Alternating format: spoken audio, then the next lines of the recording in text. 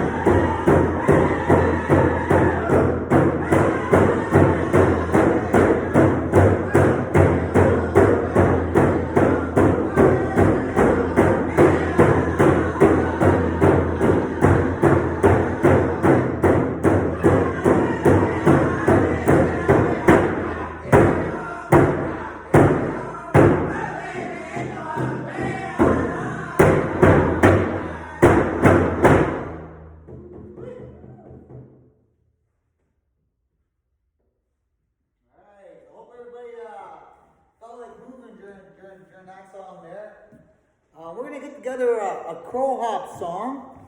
Okay, and at a powwow, there's a lot of different styles of dances. Okay, there's men's traditional, there's women's traditional, there's men's fancy, there's women's fancy, there's men's grass, there's men's chicken, and then there's women's jingle dress. Okay, and there's also a few other styles out there that you don't see too much.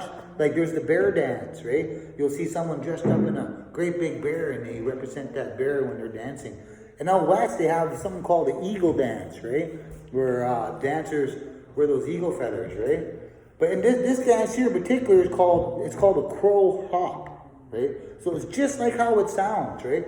When those dancers are out there dancing, they kind of jump like that crow, hop around like that crow. And there's a reason why we sing that crow hop, right? And the crow actually did something really special for us, right? He stole back our fire. Right? So there was a time when the men weren't doing their responsibility, right? They weren't looking after that. Well, they were arguing about who was going to look after that fire.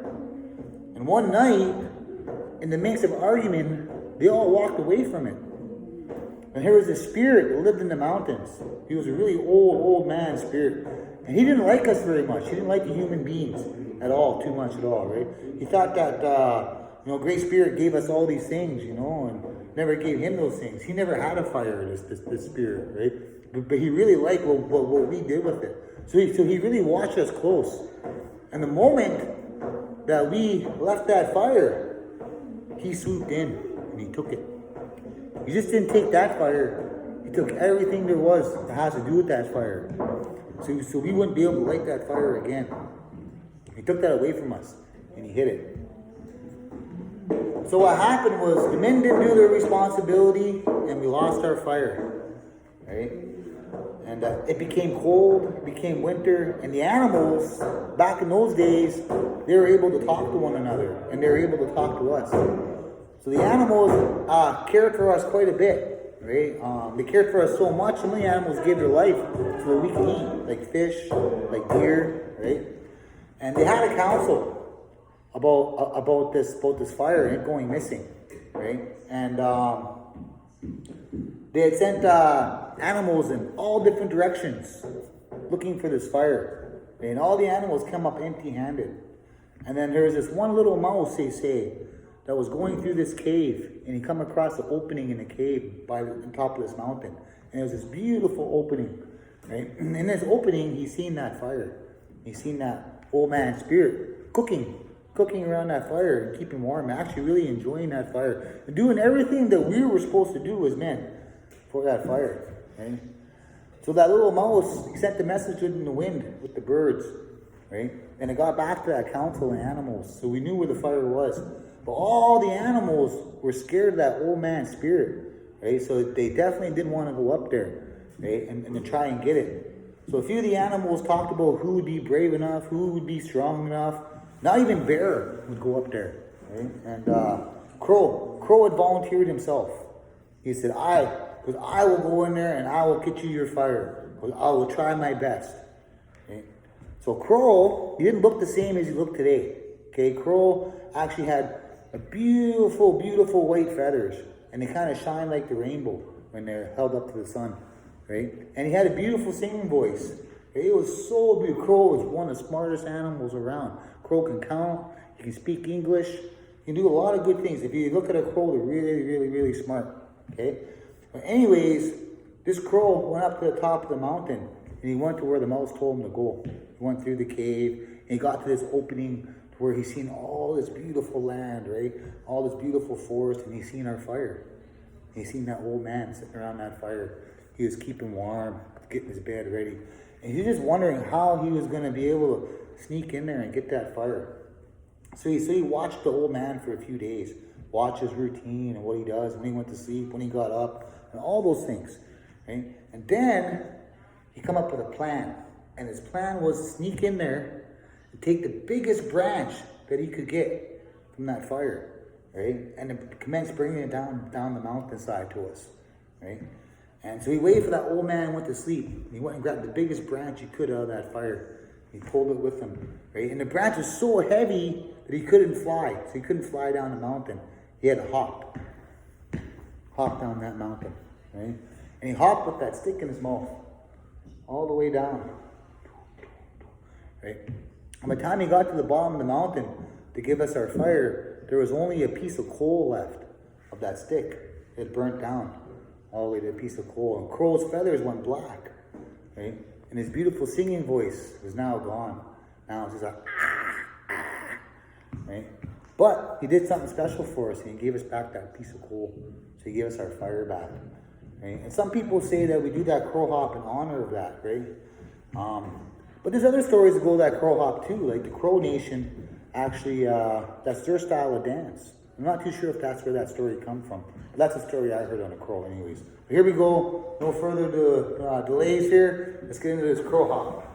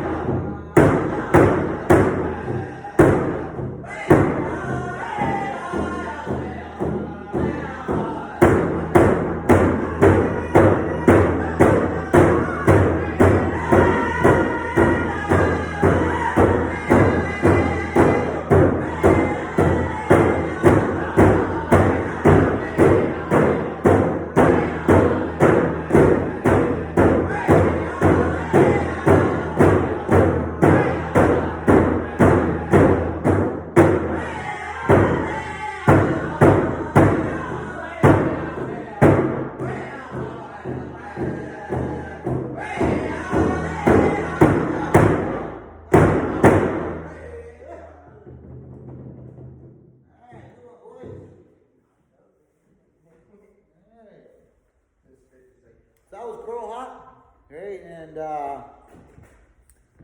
that's usually a pretty fun dance at a powwow. You see those dancers doing their best moves during that time, really jamming hard, having a good time.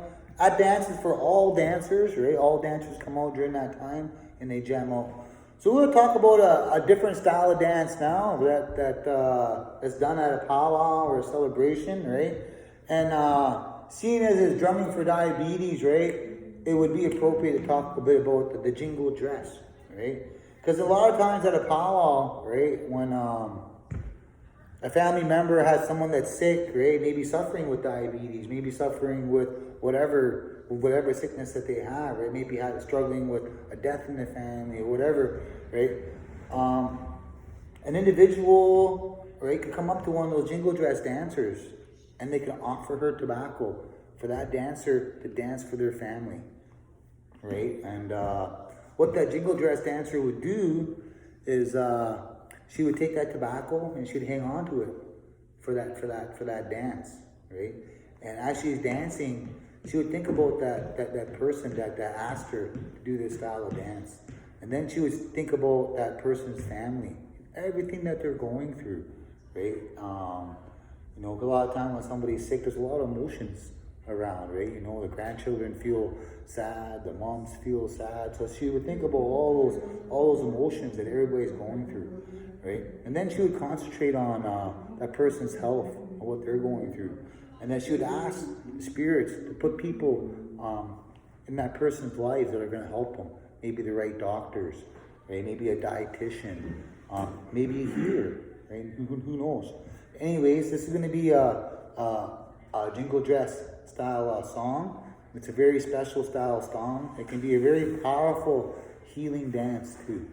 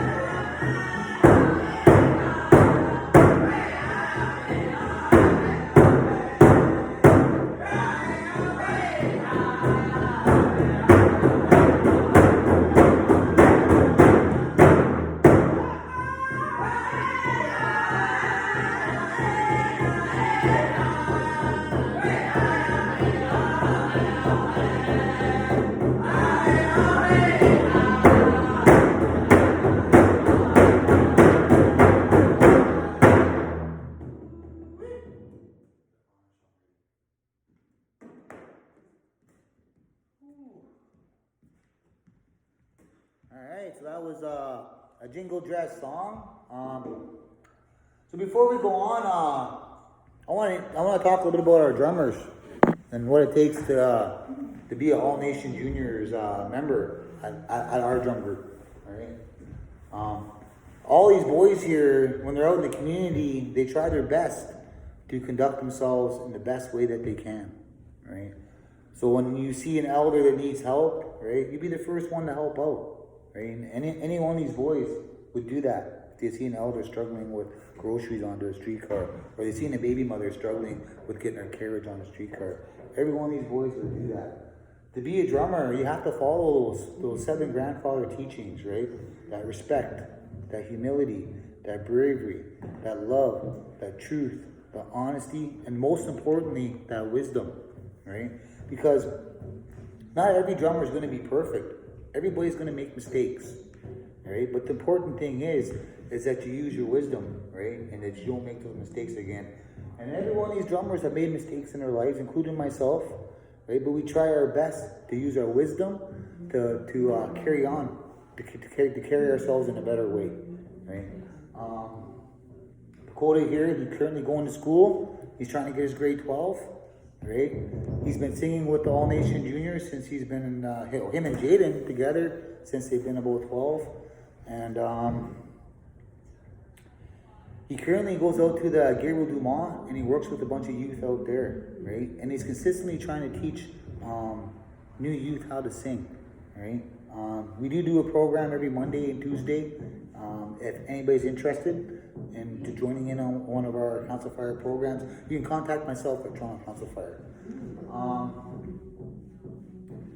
Joey and Kaylin have been singing together for quite some time, right? And it's always good to have a partner. Like we got Dakota and Jaden, right? Now we got Joey and Kaylin. Both Joey and Kaylin are in school, except for today because we're doing filming. And they work real hard at being the best that they can be.